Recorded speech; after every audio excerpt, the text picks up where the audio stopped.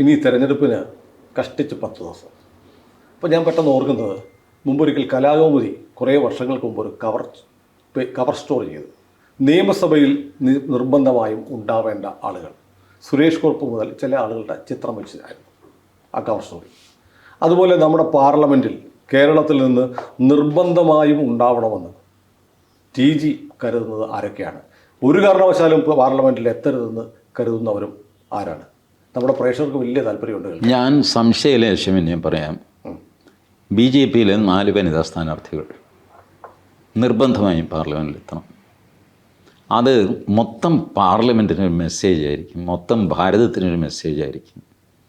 കേരളത്തിൻ്റെ ഏറ്റവും വലിയ ചരിത്രം കുറിക്കലായിരിക്കും ഈ 4 വനിതകളെ ജയിപ്പിച്ചു വിടുന്നത്. ആഗ്രഹം നല്ലതാണ്, അതിനുള്ള സാധ്യതയുണ്ടോ? അല്ല, എന്നോട് ചോദിച്ചതല്ലേ ആര് പാർലമെൻറ്റിൽ പോകണം എന്നാണ് ആഗ്രഹമാണ്. Okay.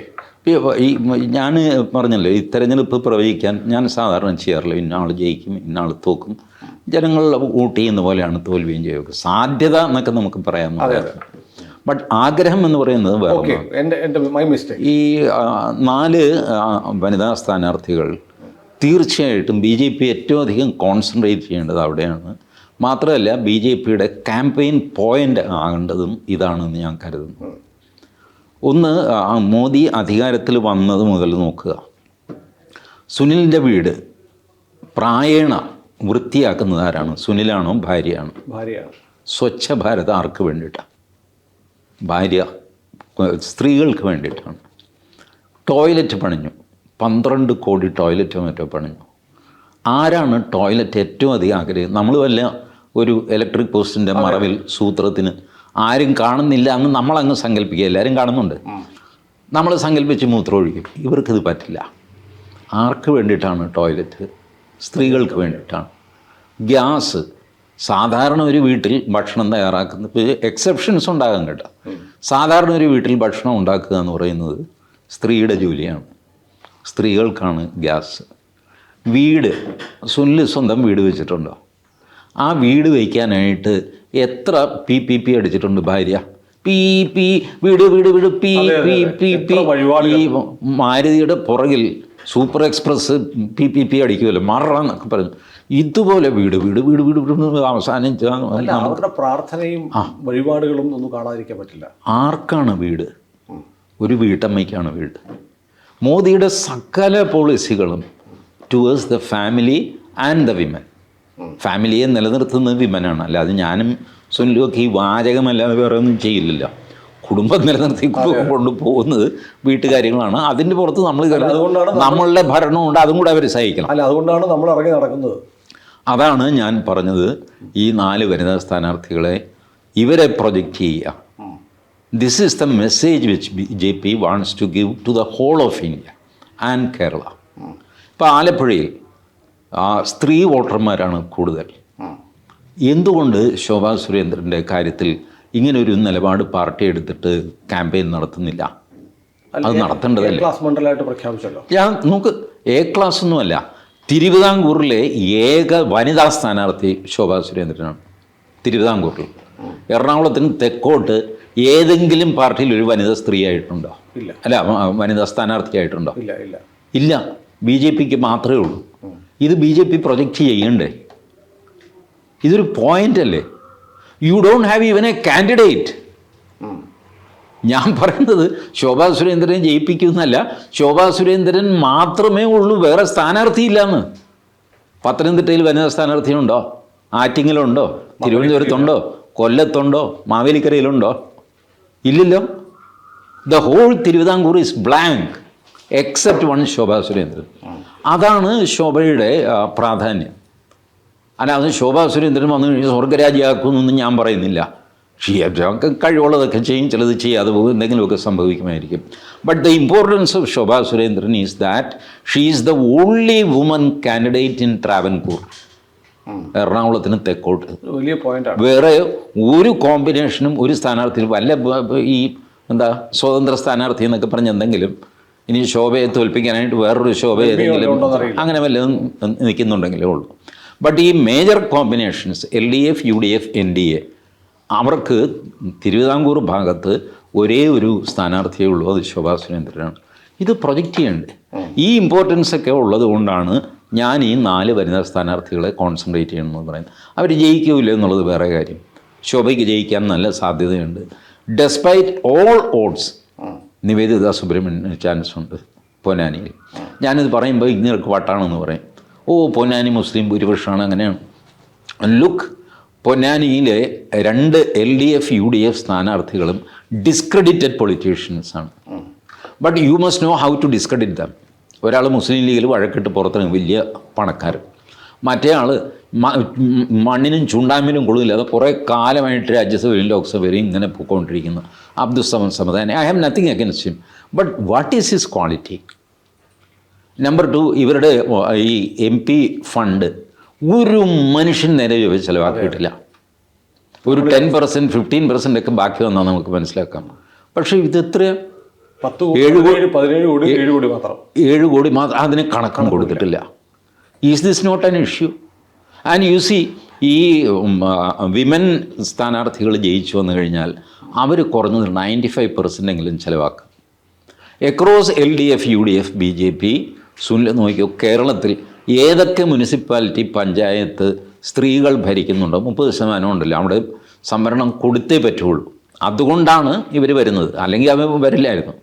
But by and large അഴിമതി ഇല്ലാതെ, പ്രശ്നമില്ലാതെ ഇത് കൊണ്ട് ചില പുലിവാലൊക്കെ ഉണ്ടാക്കുന്നുണ്ട്. അതിൽ പുരുഷന്മാർക്കാണ് കൂടുതൽ പങ്ക്. ഈ വിവാദവും പ്രശ്നമൊക്കെ ഉണ്ടാക്കുന്നത് കൂടുതലും പുരുഷന്മാരാണ്. ഇപ്പോൾ ഈ തൊഴിലുറപ്പുകാരെന്ന് പറയുമല്ലോ സ്ത്രീകളെ, എനിക്കറിയാം എന്താ അവരെ അങ്ങനെ വിളിക്കുന്നത്, ഒരു അപമാനിക്കുന്ന വാക്കാണ്. എന്തുവായിക്കോട്ടെ അങ്ങനെ വിളിക്കുന്നു. കുടുംബശ്രീ കൂടുതലും സ്ത്രീകളാണ്. അതിനകത്ത് കുത്തിത്തിരിപ്പ് നടത്തുന്ന ആരാ? പുരുഷന്മാരാണ്. അവർ ഒരു സ്ത്രീയെ സ്വാധീനിച്ച് അവരെ കൊണ്ട് വോയിസ് മെസ്സേജ് അടിച്ചിട്ട് നിങ്ങൾ യോഗത്തിന് വന്നില്ലെങ്കിൽ തട്ടിക്കളയും, നിങ്ങളുടെ രജിസ്റ്റർ ചെയ്യുന്ന മാസ്റ്റർ റോളിൽ നിന്ന് പേര്, ഇങ്ങനെയൊക്കെ ചെയ്ത് പ്രശ്നം ഉണ്ടാക്കുന്ന പുരുഷന്മാരാണ്. ലെഫ്റ്റ് ദംസെൽവ്സ് അവർ ഭംഗിയായിട്ട് അവരുടെ ജോലി ആത്മാർത്ഥമായിട്ട് ചെയ്യും. മനുഷ്യ സ്നേഹമുണ്ട്, കുടുംബ സ്നേഹമുണ്ട്, സമൂഹ സ്നേഹമുണ്ട്. See the fact in front of you. Traditionally നോക്കൂ, നമ്മുടെ കൾച്ചർ നിലനിർത്തിയിരിക്കുന്നത് സ്ത്രീകളാണ്. സുനിലിൻ്റെ മക്കളുടെ നക്ഷത്രം ഒരുപക്ഷെ അറിയാമായിരിക്കില്ല. ബട്ട് സുനിലിൻ്റെ ഭാര്യയ്ക്ക് മക്കളുടെ അല്ല, സുനിലിൻ്റെ അച്ഛൻ്റെ അമ്മയുടെയും, സുനിലിൻ്റെ അനിയനുണ്ടെങ്കിൽ അയാളുടെ, അനിയൻ്റെ ഭാര്യയുണ്ടെങ്കിൽ അയാളുടെ, ഇവരുടെയൊക്കെ ബർത്ത്ഡേയും നക്ഷത്രവും എല്ലാം സുനിലിൻ്റെ ഭാര്യയ്ക്ക് ഓർമ്മയുണ്ടാകും. സുനിലിൻ്റെ വഴിക്കും ഭാര്യയുടെ വഴിക്കുള്ള എല്ലാവരുടെയും data. But you don't have that data and you feel you are കുടുംബനാഥൻ. എന്ത് നാഥൻ? തെക്കും വടക്കും പറഞ്ഞുകൂടാ. ഇപ്പോൾ ബ്രിട്ടീഷുകാർ, ഈസ്റ്റ് ഇന്ത്യ കമ്പനി മുതൽ ബ്രിട്ടീഷുകാർ 10-200 കൊല്ലം ഭരിച്ചു. നമ്മളൊക്കെ വേഷത്തിൽ ബ്രിട്ടീഷുകാരായി ഇല്ലേ, പാൻറ്റും ഷർട്ടുമായി. അല്പം വ്യത്യാസമൊക്കെ ഉണ്ട്, അവരുടെ പാൻറ്റും ഷർട്ടും നമ്മുടെ പാൻറ്റും ഷർട്ടും. ബട്ട് ബേസിക്കലി നമ്മൾ ബ്രിട്ടീഷ് വേഷത്തിലേക്ക് മാറി. നമ്മുടെ ഭാര്യമാരോ മക്കളോ മാറിയോ? എന്തെല്ലാം സിനിമ, എന്തെല്ലാം ഗുലുമാല്, വെറും അണ്ടർവെയർ മാത്രം ഇട്ട് തുള്ളുന്ന ഇവരൊക്കെ സിനിമയൊക്കെ ഇവർ പോയി കാണും. പക്ഷേ സ്വന്തം വേഷം മാറ്റിയില്ല, അവർ മാറ്റിയില്ല. ബട്ട് മാന്യമായൊരു വേഷം, അത് ഉത്തരേന്ത്യയിൽ നിങ്ങോട്ട് വന്ന് പകർച്ചവ്യാധി പോലെ, അതാണ് ചുരിദാർ. എന്ന് പറയും, സകലരും ചുരിദാറിലേക്ക് മാറി. Because it is an Indian dress, it covers your body reasonably, എല്ലാം അവരത് സ്വീകരിച്ചു.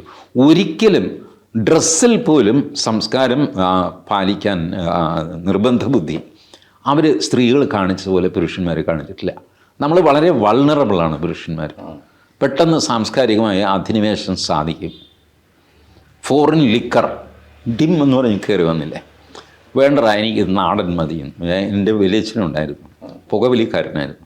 പക്ഷേ പുള്ളി സിഗരറ്റ് വലിക്കില്ല, ബീഡി നാടനാണ്, സ്വദേശിയാണ്.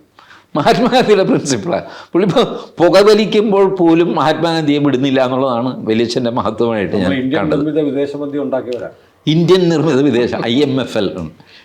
വി ആർ ജനറലി പുരുഷന്മാർ വൾണറബിളാണ്. പക്ഷെ പുരുഷന്മാരുടെ ഇത് കോൺട്രിബ്യൂഷൻ ഇല്ല എന്നല്ല ഞാൻ പറയുന്നത് കേട്ടോ.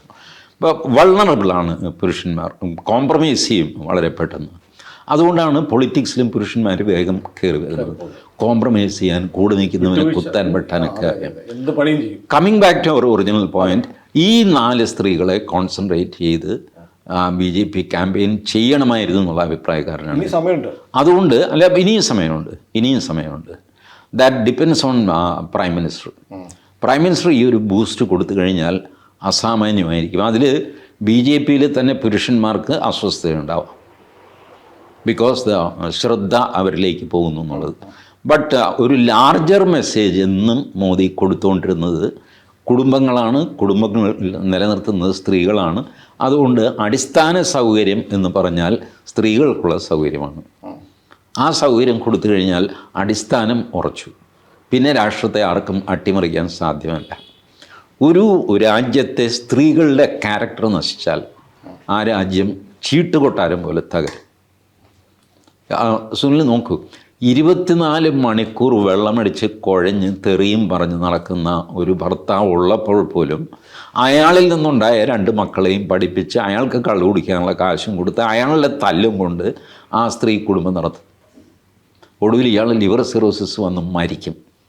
ഇയാളുടെ ശവദാഹത്തിനുള്ള കാശ് വരെ ആ പാവം ഉണ്ടാക്കും, തൊണ്ട് തല്ലിയോ അല്ലെങ്കിൽ കടയിൽ സെയിൽസ് ഗേളായിട്ട് നിന്നോ എന്തെങ്കിലും ചെയ്ത്. എന്നാൽ മാസത്തിലൊരിക്കൽ കുടിക്കുന്ന ഒരു സ്ത്രീ ഉണ്ടെങ്കിൽ ആ കുടുംബം എത്ര കാലം നിലനിൽക്കും? 2 മാസം നിലനിൽക്കും. മാസത്തിലൊരിക്കൽ കുടിച്ചാൽ മതി, ഡെയിലി കുടിക്കണ്ട. ചിന്തിക്കാൻ പറ്റില്ല. You cannot. സ്ത്രീകൾ കള്ളു കുടിക്കാൻ തുടങ്ങിക്കഴിഞ്ഞാൽ നിങ്ങളുടെ സമൂഹം എപ്പോൾ നശിച്ചു എന്ന് പറഞ്ഞാൽ, കുടിക്കുന്ന സ്ത്രീകളിൽ ഉണ്ട്, ഇല്ലെന്നൊന്നും ഞാൻ പറയുന്നില്ല. ഇപ്പം എന്തോ ഹൈ സൊസൈറ്റിയിൽ കുറേശ്ശെ അങ്ങനെ സോഷ്യൽ ഡ്രിങ്കിങ് അത് എന്നൊക്കെ പറഞ്ഞ് തുറന്ന് വരും. It's very dangerous. അതുകൊണ്ട് പുരുഷന്മാർ കുടിച്ചോട്ടെ, സ്ത്രീകൾ കുടിക്കണ്ട എന്നുള്ള ആ നിലയിലല്ല ഞാൻ പറയുന്നത്.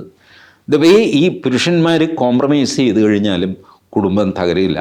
ബട്ട് സ്ത്രീ ഒരു 5%, 1% കോംപ്രമൈസ് ചെയ്താൽ the whole family will collapse immediately. പിള്ളേർ നാനാവിധമായി പോവും, ഈ ഭർത്താവ് അലമ്പായി പോവും, ആ കുടുംബം ഛിന്നഭിന്നമായി പോവും. Now tell me, who is preserving India?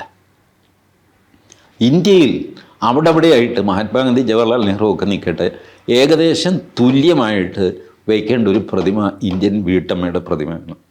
സകല പ്രതിസന്ധികളെയും അതിജീവിച്ച് നിൽക്കുന്ന ഒരു വീട്ടമ്മ, സർവം സഹയായ വീട്ടമ്മ. കണക്ക് ചോദിക്കുകയോ പറയുകയോ ഒന്നും ചെയ്യാതെ, ശരി ഇപ്പോൾ ആയിക്കോട്ടെ, I will Zafar, you enjoy, ഈ രീതിയിൽ നിൽക്കുന്ന വീട്ടമ്മ. അവരുടെ പ്രതിമ വേണം വയ്ക്കാൻ. അവരുടെ പ്രാതിനിധ്യമാണ് ഈ 4 പേര്: ആലപ്പുഴ, പൊന്നാനി, ആലത്തൂർ, കാസർഗോഡ്. ഈ 4 സ്ത്രീകൾ. ഇവരെ വേണം BJP പ്രൊജക്റ്റ് ചെയ്യാൻ. ഇവരെ ജയിക്കണം എന്നാണ് എൻ്റെ ആഗ്രഹം. തോൽക്കണമെന്ന് ആഗ്രഹിക്കുന്നവരോ? അത് നമുക്ക് വേറൊരു എപ്പിസോഡ് ചെയ്താൽ പോരെ? ആയിക്കോട്ടെ. കൂടുതൽ വാർത്തകളും വിശേഷങ്ങളും നിങ്ങളിലേക്ക് എത്താൻ ABC മലയാളം സബ്സ്ക്രൈബ് ചെയ്യുക, ബെൽ ബട്ടണും അമർത്തുക.